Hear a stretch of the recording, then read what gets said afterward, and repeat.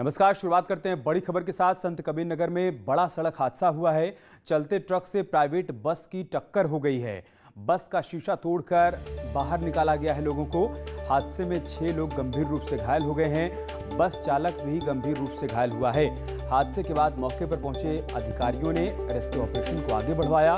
शहर कोतवाली के नेशनल हाईवे 28 पर यह हादसा हुआ है। बड़ी खबर हम आपको संत कबीर नगर से बता रहे हैं। दर्दनाक हादसा हुआ है। शहर कोतवाली के नेशनल हाईवे 28 पर बस हादसे का शिकार हुई है। 2 तस्वीरें हम आपको दिखा रहे हैं। हादसे में बस के परखच्चे उड़ गए हैं। बस ने पीछे से ट्रक को टक्कर मारी है, जिससे बस में सवार कई यात्री घायल हो गए हैं। बस को आगे से काटकर यात्रियों को बाहर निकाला गया है। इस हादसे में बस का शीशा पूरी तरीके से टूट गया है, जिसके चलते बस ड्राइवर भी गंभीर रूप से घायल हो गया है। वहीं हादसे की जानकारी मिलते ही अधिकारी मौके पर पहुंचे, रेस्क्यू ऑपरेशन चलाया गया और जो यात्री इस हादसे में घायल हुए थे उनको फौरन अस्पताल में भर्ती करवाया गया है। 2 तस्वीरें हादसे के बाद की हम आपको दिखा रहे हैं। देखिए, मौके पर लोगों की भारी भीड़ इकट्ठा हो गई। सभी ने प्रयास किया कि बस के भीतर जितने भी यात्री सवार हैं उनको फौरन बाहर निकाला जा सके, ताकि वक्त रहते उनको इलाज मिल पाए। इसी बीच अधिकारियों को सूचना दी गई। अधिकारी भी मौके पर पहुंचे और रेस्क्यू ऑपरेशन चलाकर बस का शीशा आगे से तोड़ा गया। उसके बाद बस के भीतर बैठी सवारियों को बाहर निकालकर उनको अस्पताल में भर्ती करवाया गया। अब हम आपको 3 तस्वीरें दिखा रहे हैं। आप देखिए, हादसे के बाद की तस्वीर भी सामने आई है। देर रात यह हादसा हुआ है। कोशिश ये की गई कि घायल यात्रियों को फौरन इलाज के लिए अस्पताल में भर्ती करवाया जा सके। हादसे में बस की क्या हालत हो गई है आप देखिए, उसके परखच्चे उड़ गए हैं। बस ने ट्रक को पीछे से टक्कर मारी है, लिहाजा बस का अगला हिस्सा पूरी तरीके से क्षतिग्रस्त हो गया है। और जो आप तीसरी तस्वीर देख पा रहे हैं, हादसे की सूचना मिलते ही प्रशासनिक अमला मौके पर पहुंचा और घायल यात्रियों को फौरन ही अस्पताल में भर्ती करवाया गया, ताकि उनको समय पर इलाज मिल पाए। प्राइवेट बस नेशनल हाईवे 28 पर दौड़ रही थी और आगे आगे एक ट्रक चल रहा था, लेकिन अचानक ट्रक ने ब्रेक लगा दी तो तेज रफ्तार बस ड्राइवर को संभलने का मौका नहीं मिला, जिससे बस के आगे दौड़ रहे ट्रक के पीछे से टक्कर हो गई। इस हादसे के बाद जिला प्रशासन ने हादसे में घायल लोगों को बस से बाहर निकलवाया और अस्पताल में भर्ती करवाया गया। पीछे से लड़ाई, पीछे से ट्रक आगे जा रहा था ट्रक और पीछे से मरीज लेकर जा रहे हैं। ये भी और भी तेजी से था, लेकिन वो एक बार ब्रेक मारते यहाँ तो पूरा बस का हुआ। कितने लोग घायल हैं? लगभग 25 लोग इसमें घायल हैं। तो सभी जो घायल थे उनको खिड़की तोड़ के निकाल लिया गया था। इसके ड्राइवर जो थे वो स्टीयरिंग के लोहे के अंदर ही दबे हुए थे। इसमें सभी लोगों का सहयोग लेते हुए, जन सहयोग लेते हुए तथा फायर की गाड़ियाँ और 112 की गाड़ियाँ और आसपास आते हुए ट्रकों का सहयोग लेते हुए ट्रक को काट के ड्राइवर को भी निकाला गया है। उनको हॉस्पिटल भेजा जा रहा है। और संत कबीर नगर से अमित इस वक्त फोन लाइन पर हमारे साथ जुड़ चुके हैं। अमित, क्या जानकारी, क्या अपडेट है आपके पास हादसे के बारे में? जी, बताते हैं कि कोहरे को लेकर जिस तरीके से एक ट्रक आगे जा रहा था, जिसकी वजह से कि एक बस काफी स्पीड में थी और पीछे से जाके उस ट्रक में भिड़ गई, जिसकी वजह से लगभग 25 लोग घायल हुए। लेकिन उसके बाद भी प्रशासन ने वहां मौके पर पहुंचकर घटना की सूचना पाते ही प्रशासन घटने पर पहुंचकर सभी घायलों को जिला अस्पताल में भर्ती कराया। लेकिन वहीं पे जो चालक था वो काफी गंभीर रूप से उस बस में फंस गया था, जिसे कटर मशीन द्वारा और कई मशक्कत के बाद उसे निकाला गया और जिला अस्पताल में भर्ती कराया गया। फिलहाल सभी के परिजनों को ये सूचना मिल गई कि यहाँ पे। ठीक है, बहुत शुक्रिया आपका हमारे साथ जुड़ने के लिए और जानकारी हम तक पहुंचाने के लिए। यूपी के बाइक बोर्ड घोटाले में ईडी ने शिकंजा कसना शुरू कर दिया है। यूपी के 4 ठिकानों में आज ईडी ने छापेमारी की है। इसके साथ ही दिल्ली एनसीआर के कई ठिकाने भी शामिल हैं। खबर है कि ईडी की टीम ने Messrs F7 broadcast private limited company के निदेशक मनोज त्यागी के घर पर छापेमारी की है और साथ ही अनिल कुमार साहा के घर पर भी छापेमारी की गई है। Anil Kumar Saha Messrs Saha Infratech private limited company के निदेशक और प्रमोटर हैं। फिलहाल ईडी का शिकंजा कसता जा रहा है। इसी कड़ी में आज छापेमारी अभियान चल रहा है। यूपी में 4 जगहों पर छापेमारी चल रही है, जबकि दिल्ली में भी छापेमारी की खबर सामने आई है, ताकि इस पूरे मामले में शामिल लोगों पर शिकंजा कसा जा सके। तो ईडी की पकड़ लगातार बढ़ती जा रही है। उधर आगरा बैंक लूट मामले में पुलिस ने खुलासा कर दिया है। बैंक कर्मचारी ने लूट की साजिश रची थी। 32 लाख रुपए आरोपियों से बरामद किए गए हैं। बैंक कर्मचारी समेत 3 आरोपी गिरफ्तार कर लिए गए हैं। 3 बदमाशों की अभी पुलिस को तलाश भी है। बैंक से 57 लाख रुपए की लूट हुई थी।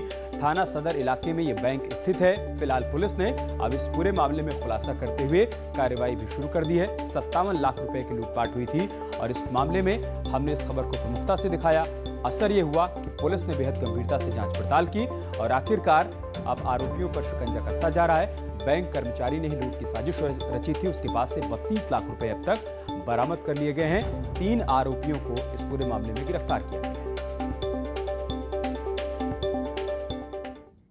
लखनऊ के विकासनगर इलाके की झुग्गी झोपड़ियों में आग लगने से हड़कंप मच गया। इस खबर की सूचना पर दमकल की 2 गाड़ियां मौके पर पहुंची, तब जाकर आग पर काबू पाया जा सका। बताया जा रहा है कि इस आग की चपेट में आने से एक बच्चा भी झुलस गया है, जिसको बाद में अस्पताल में भर्ती करवाया गया। इस आग से 4 झुग्गियां जलकर राख हो गई हैं। इन झुग्गियों में आग कैसे लगी, ये अभी तक साफ नहीं हो पाया है।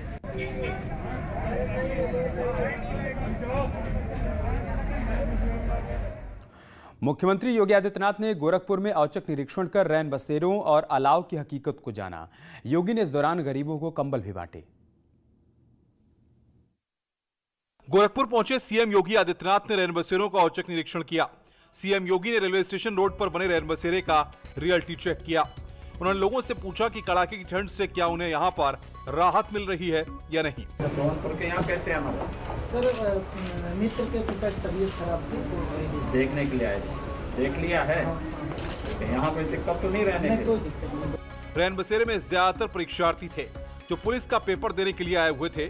सीएम से बातचीत करने के बाद लोग काफी खुश नजर आए।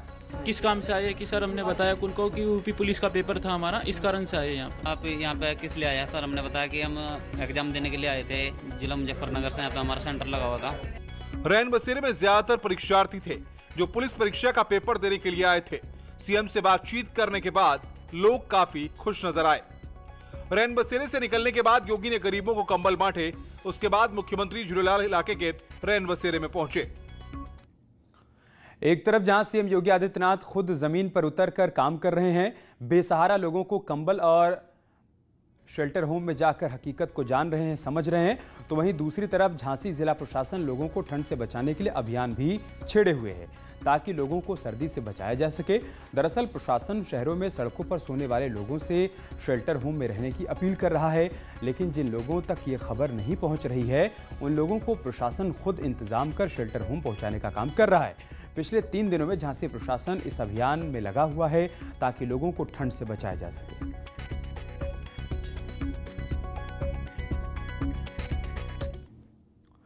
पूरे उत्तर भारत में सर्दी लोगों को सताने लगी है। पहाड़ों पर बर्फबारी से पारा 0 से नीचे पहुंच चुका है। वहीं मैदानी राज्यों में लोगों को कोहरे और शीतलहर का सामना करना पड़ रहा है। शहर शहर चाय की दुकानों पर भीड़ लगी हुई है और लोग अलाव के आसपास जमे हुए नजर आ रहे हैं। पूरे उत्तर भारत में कड़ाके की सर्दी पड़ रही है। लोगों को अंदर तक हाड़ कपाने वाली शीतलहर का सामना करना पड़ रहा है। न्यूनतम तापमान रिकॉर्ड तोड़ नीचे जा रहा है और हर किसी की जुबान पर सर्दी सता रही है। आप टीवी स्क्रीन पर श्रीनगर, शिमला, प्रयागराज, वाराणसी और दिल्ली की तस्वीरें देख रही हैं। जम्मू कश्मीर से लेकर मध्य प्रदेश तक, राजस्थान से लेकर पश्चिम बंगाल तक लोगों को कड़ाके की ठंडी का सामना करना पड़ रहा है।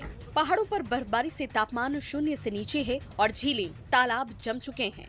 वहीं मैदानी राज्यों में शीतलहर से पारा गिरा हुआ है। शीतलहर से बचने के लिए लोग ऊपर से नीचे तक खुद को कवर करके घर से बाहर निकल रहे हैं और अलाव के साथ चाय की चुस्की लेते नजर आ रहे हैं। सर इस वक्त बहुत सर्दी है, पूरा डाव भी लगा हुआ है। अभी बहुत परेशानी हो रही है, नलके लग रहे हैं, पानी नहीं आ रहा है, बहुत परेशानी है इस वक्त। आग भी कभी कभी नहीं लगती हम लोग को, इतनी ज़्यादा ठंड है कि हाथ से ही गुजारा, ऐसे बगैर आग के तो गुजारा ही नहीं है यहाँ पे। सर्दी लगी हुई है, देख रहे हो 2-3 पहने हुए हैं, इससे थोड़ा सा अपने शरीर को बचाया जा सके सर्दी से। शीतलहर पड़ी इसलिए हम लोग जाना है अपने मतलब सेंटर पे जाना है, लेकिन ठंड इतनी तेज़ी बढ़ी हुई है कि हम लोग जो है अलाव जला हुआ है तो हम लोग यहाँ पे रुक करके जो है अपना हाथ सेक रहे हैं जाके। ठंड मतलब दिल्ली में तो खैर अब इस बार लग रहा काफ़ी है और दिसंबर के महीने में पहले कम होती थी, अब थोड़ी ज़्यादा होने लग गई है। कड़ाके की सर्दी का एहसास अमूमन दिसंबर के अंत और जनवरी में ज्यादा होता था, लेकिन इस बार दिसंबर मध्य से ही कड़ाके की सर्दी ने लोगों को दांत किटकिटा दिया है। धूप के बावजूद भी लोगों को राहत नहीं मिल रही। जानवरों की हालत भी खराब है। शाम ढलते ही सड़कें सुनसान हो जा रही हैं। मौसम विभाग की माने तो शीतलहर से थोड़ी राहत आने वाले दिनों में मिल सकती है, लेकिन सर्दी अभी खूब सताएगी। Bureau report, news 18 network. और अब बात करते एक और बड़ी खबर की। आज सीएम योगी आदित्यनाथ मऊ का दौरा करने वाले हैं। 123 करोड़ की परियोजनाओं की सौगात भी देने वाले हैं। कई योजनाओं की सीएम योगी यहां पर सौगात देंगे। बीजेपी कार्यकर्ताओं के साथ सीएम चर्चा भी करने वाले हैं। कृषि कानूनों पर सीएम योगी बातचीत करेंगे। कृषि कानूनों पर बने भ्रम को दूर करने की कोशिश उनकी तरफ से की जाएगी।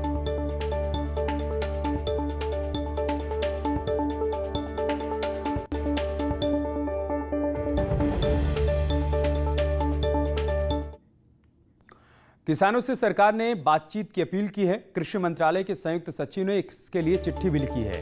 39 किसान संगठनों के प्रतिनिधियों से अपील की गई है। चिट्ठी में किसान संगठनों के जवाब का जिक्र भी किया गया है। किसान संगठनों को बातचीत का न्योता दिया गया है। बातचीत के लिए तारीख बताने की अपील भी इस चिट्ठी में की गई है। और कृषि कानूनों के समर्थन में भी कई किसान उतर आए हैं और इसमें किसानों को समझाने का प्रयास किया जा रहा है। सरकार समर्थित किसान पंचायत भी करने वाले हैं। गाजियाबाद में कल बाकायदा इसके लिए रैली का आयोजन किया गया था। सरकार से कृषि कानूनों का समर्थन कर रहे हैं ये लोग। किसान आंदोलन का आज 26वां दिन है। कृषि कानून वापस लेने की मांग पर कुछ किसान अड़े हुए हैं और इसी बीच कुछ किसान ऐसे भी हैं जो इस कानून के समर्थन में उतर आए हैं। कल गाजियाबाद में इसी कड़ी में एक रैली भी देखने को मिली थी।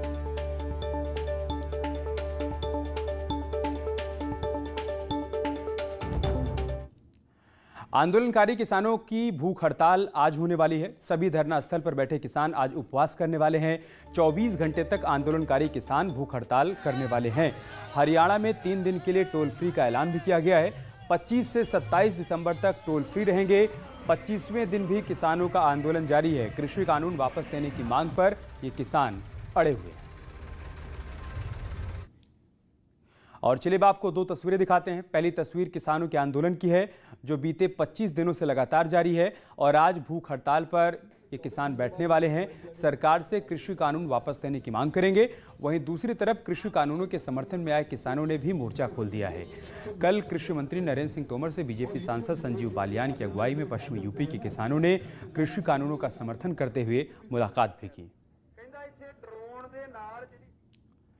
दिल्ली में कृषि मंत्री से पश्चिमी यूपी के किसानों ने मुलाकात की है। बीजेपी सांसद संजीव बालियान के साथ जाकर मुलाकात की है। कृषि कानूनों का समर्थन भी किया है। बड़ी खबर हम आपको बता रहे हैं, किसानों ने कृषि मंत्री से मुलाकात की और साथ ही साथ इस कानून का समर्थन करने का ऐलान भी किया। गाजियाबाद के इंदिरापुरम में किसान बिल के समर्थन में बड़ी रैली हुई। रामलीला ग्राउंड में हुई रैली में किसान बिल के समर्थन में जमकर नारेबाजी हुई। किसानों ने कहा कि पीएम मोदी और किसान बिल दोनों उनके हितैषी हैं। नए कृषि बिल के समर्थन में वेस्टर्न यूपी के हजारों किसान आए हैं और फिलहाल हम खड़े गाजियाबाद के रामलीला ग्राउंड में। आप देख सकते हैं हजारों की तादाद में यहाँ किसान आए हैं। इनका साफ तौर पे कहना ये है कि जो नए कृषि बिल आए हैं वो किसान के हित में है, ना कि उनके अहित में है। यहाँ आए किसानों ने सरकार से कुछ मांगे भी रखी हैं। किसान बिल का समर्थन कर रहे हैं, लेकिन उसमें क्या चाहते हैं हम? किसान बिल में मोदी ने कह दिया कि मिनिमम फिक्स प्राइस, वो ठीक है, लेकिन वो लिखित में। दूसरी बात, हमारे जो किसान है उनके लिए ट्वेल लगे। ट्वेल तब लगेगा जब बिजली बिल फ्री हो जाएगा। एक छोटा सा किसान 5 रुपए किसान ट्वेल नहीं लगा सकता। ये रैली हिंद मजदूर किसान समिति के संयोजक चंद्रमोहन की अगुवाई में थी। उन्होंने कहा कि अब भरोसा हो गया है कि बिल किसानों की आमदनी दोगुनी कर देगा। 130 करोड़ की जनता के सामने गारंटी दी है कि जो बिल के प्रति भ्रम फैलाया जा रहा है वो भ्रम बिल्कुल बेकार भ्रम है। मैं गारंटी लेता हूं, इससे किसानों की उन्नति होगी, किसानों की आय दुगनी होगी। यूपी बॉर्डर पर भी कृषि कानूनों के विरोध में प्रदर्शन जारी है। ऐसे में सरकार के समर्थन में खड़े पश्चिमी यूपी के किसानों ने कृषि मंत्री नरेंद्र सिंह तोमर से मुलाकात की और कानूनों का समर्थन भी किया है। पश्चिमी उत्तर प्रदेश के किसान नेता और केंद्रीय मंत्री संजीव बालियान ने दिल्ली में कृषि मंत्री नरेंद्र सिंह तोमर से मुलाकात की। कृषि सुधार कानूनों का पश्चिमी उत्तर प्रदेश के किसानों ने समर्थन किया है। संजीव बालियान ने कहा कि अब नए कानून की अच्छी बातें किसानों तक पहुंच रही हैं। यही कहा है कि भाई इस बिल के समर्थन में वे लोग आए हैं। बिल में अच्छी बातें हैं, धीरे धीरे किसान के पास ये बात पहुंच रही है गांव में कि नई बिल में बेहतरी है। शुरू में ऐसा परसेप्शन बनाया गया कि किसान के हित में नहीं है, लेकिन ये किसान की एक आजादी का बिल है। बालियान ने कहा कि विपक्ष किसानों के कंधे पर बंदूक रखकर अपनी राजनीति चमका रहा है। लेकिन उन्हें भरोसा है कि बातचीत से हल जरूर निकलेगा। किसान के कंधे पर बंदूक रखना चाहते हैं, लेकिन किसान समझदार है, वो किसी से बंदूक रखवा नहीं रहा। आज वो बार बार घूम रहे हैं, सब विपक्षी दल आना चाहते हैं आंदोलन, किसानों ने उनको आज तक घुसने नहीं दिया। और मुझे पूरी उम्मीद है कि वार्ता 6 दौर की चली है, दौर चाहे 6 और हो जाए, लेकिन हल बातचीत से निकलेगा। कृषि मंत्री नरेंद्र तोमर ने भी कहा है कि किसानों के हित के लिए सरकार हमेशा बातचीत के लिए तैयार है। और अब खबर गोंडा से, जहां पर शहर कोतवाली क्षेत्र के चौक बाजार में स्थित क्रॉकरी की दुकान की तीसरी मंजिल पर अचानक से आग लग गई। फिलहाल मौके पर दमकल की गाड़ियां आग बुझाने की कोशिश कर रही हैं। गोंडा की तस्वीरें हम आपको दिखा रहे हैं, जहां पर क्रॉकरी की दुकान में आग लगी। तीसरी मंजिल पर ये आग लगी है, लिहाजा इस पर काबू पाने में कड़ी मशक्कत करनी पड़ रही है। दमकल की गाड़ियां यहां पर मौजूद हैं। कोशिश ये की जा रही है कि जल्द से जल्द इस आग पर काबू पाया जा सके।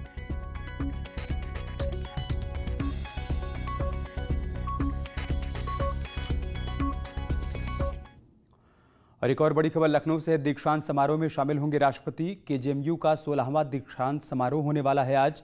राष्ट्रपति रामनाथ कोविंद इसमें शामिल होने वाले हैं। दीक्षांत समारोह में राष्ट्रपति संबोधित भी करेंगे। राज्यपाल आनंदीबेन पटेल भी इस कार्यक्रम में शामिल होंगी। 86 मेधावी छात्रों को इस दौरान अवार्ड भी दिया जाएगा।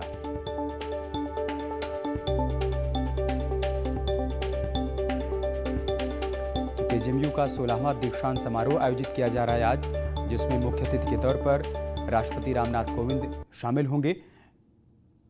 वर्चुअल इस कार्यक्रम का आयोजन किया जा रहा है और इस कार्यक्रम में राज्यपाल आनंदीबेन पटेल भी शिरकत करने वाली हैं।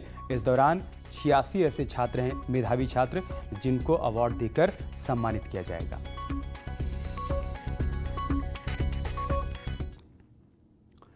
एक और बड़ी खबर मुरादाबाद से, जहां पर महिला से गैंगरेप के मामले में अपडेट सामने आया है। गैंगरेप मामले में आरोपी की गिरफ्तारी हो गई है। दिल्ली से बुलाकर होटल में गैंगरेप की वारदात को अंजाम दिया गया था। इंटरव्यू लेने के नाम पर महिला को बुलाया गया था। नौकरी के लिए इंटरव्यू लेने के लिए यहां पर महिला को बुलाया गया था। एसएसपी ने आरोपी की गिरफ्तारी की पुष्टि भी कर दी है।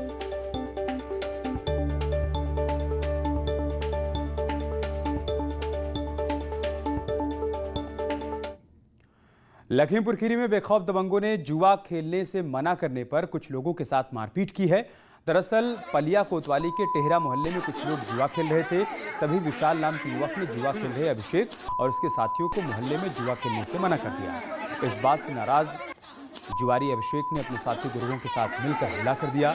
इस मारपीट को देखकर पीड़ित युवक को बचाने आई महिला पर भी कुछ लोगों ने हाथ साफ कर दिया। इस घटना के दौरान पुलिस भी मौके पर मौजूद नजर आई। इस वक्त हम आपको 2 तस्वीरें दिखा रहे हैं। आप इन 2 तस्वीरों में देखिए। पहली तस्वीर में एक युवक दूसरे युवक को मारते हुए दिखाई दे रहा है। बाद की तस्वीरें दिखाई नहीं पड़ रही हैं, लेकिन मौके पर लगे एक सीसीटीवी में मारपीट की पूरी घटना कैद हो गई है, जिसमें आप देख सकते हैं बहुत से लोग एक युवक को पीटते हुए नजर आ रहे हैं। और इसके साथ इस बुलेटिन में इतना ही। खबरें जारी हैं, आप बने रहिए हमारे साथ। नमस्कार।